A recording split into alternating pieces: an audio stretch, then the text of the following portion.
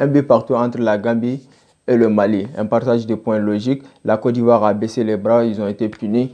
La Tunisie a écrasé la Mauritanie. La Mauritanie n'était pas du tout de taille face à la Tunisie. C'est parti pour le débrief. Allez. Allez les amis, soyons logiques, soyons logiques. C'était un match nul vraiment... C'était un match nul vraiment prévisible du côté du Mali. Entre le match qui opposait le Mali à la Gambie, c'était vraiment logique. Tant les deux équipes, vu la physionomie et le jeu proposé par les deux équipes, c'était logique que ce match se termine comme ça. Vraiment, les Maliens... En première période, je pense que la Gambie a été beaucoup plus dangereuse. La Gambie s'est créé beaucoup plus d'occasions, notamment les deux frappes qui ont terminé sur la barre transversale des Maliens. Vraiment, la Gambie, c'est une équipe qui joue très bien, qui joue très bien. Moi, personnellement, je ne m'y attendais pas. Lors de leur premier match, ils ont aussi très bien joué, mais maintenant aussi, face au Mali, qui est l'un des favoris, qui est surtout le favori de ce groupe. Donc, très belle performance de la part des Gambiens. Du côté malien, c'était pas trop ça en première période, mais je pense qu'en seconde période, le coach malien s'est géré. Il a fait de très bons changements, surtout avec l'entrée en jeu de Haïdara et d'Adama Traoré. Vraiment, ça a complètement changé la physionomie du match et surtout, ça a galvanisé cette équipe du Mali qui ne faisait qu'attaquer. Finalement, leurs efforts ont été récompensés à la 79e minute. Le Mali a réussi à marquer sur penalty. Mais les Gambiens n'ont pas abandonné comme à leur habitude, ils ont continué à attaquer, ils ont fini par égaliser. Donc un match nul vraiment logique, lors de ce match. Vraiment, c'était logique. De l'autre côté, dans le match qui opposait la Côte d'Ivoire à la Sierra Leone, là, quand même, je pense que la victoire de la Côte d'Ivoire était très prévisible. On s'y attendait tous. Surtout que les Ivoiriens avaient mené même 2-0. Donc on se disait que le match était plié. Et puis les Ivoiriens ont manqué tellement de réalisme dans ce match. Ils ont manqué de réalisme. Je pense qu'ils pouvaient mettre même 5 buts dans ce match. Ils ont manqué beaucoup trop d'occasions. Notamment Nicolas Pepe et Wilfried Zaha qui étaient là, qui débordaient de leur côté. Et ici, ils arrivaient à se créer beaucoup d'occasions.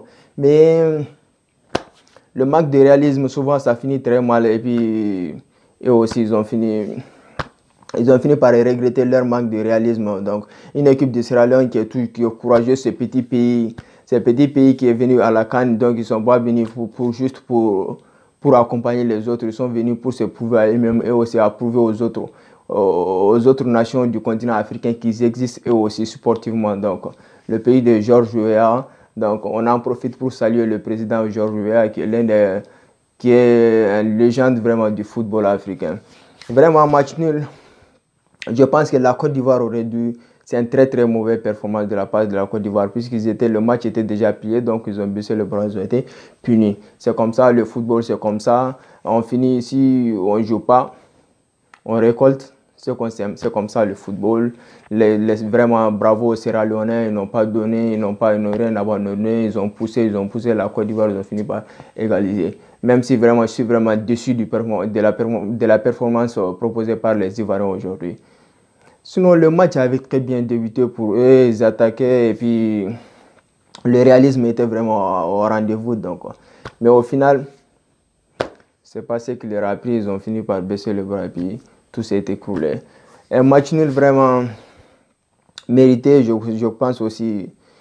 Du côté de la Sierra Leone, vraiment, les partages de points va les arranger. Sinon, ils allaient rentrer chez eux s'ils perdent aujourd'hui, sûrement. Donc, le prochain match de la Côte d'Ivoire, c'est face à l'Algérie. Ça sera le choc de cette Coupe d'Afrique des Nations.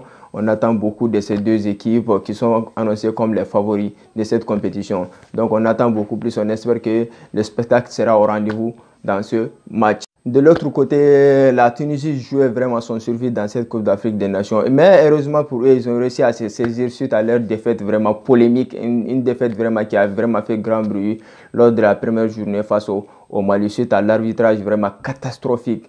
Je n'ai jamais vu ce genre d'erreur d'arbitre de toute ma vie. Donc, on espère ne jamais revoir, surtout lors d'une compétition africaine. Vraiment, la Tunisie qui a vraiment réussi à se ressaisir. Ils ont écrasé une équipe de Mauritanie qui n'était pas du tout de taille, Donc, c'est sans doute l'équipe la plus faible de ce groupe. Vraiment, ce groupe est vraiment intéressant. Donc, aucune équipe ne s'est qualifiée pour l'instant. Donc, les prochains matchs seront vraiment décisifs pour toutes les équipes. Pour les trois équipes, c'est-à-dire la Gambie, le Mali et la Tunisie. Vraiment, c'est des matchs qui seront vraiment chauds, qui seront des matchs décisifs pour tout un chacun. Même si je pense que le Mali pourra se qualifier, même avec un point, s'ils arrivent à prendre même un point, juste un point face à la Mauritanie. Donc, les gars, c'est tout pour aujourd'hui. Donc, on se retrouve bientôt pour d'autres débriefs. Si la vidéo vous a plu, n'hésitez pas à vous abonner, à mettre beaucoup de likes.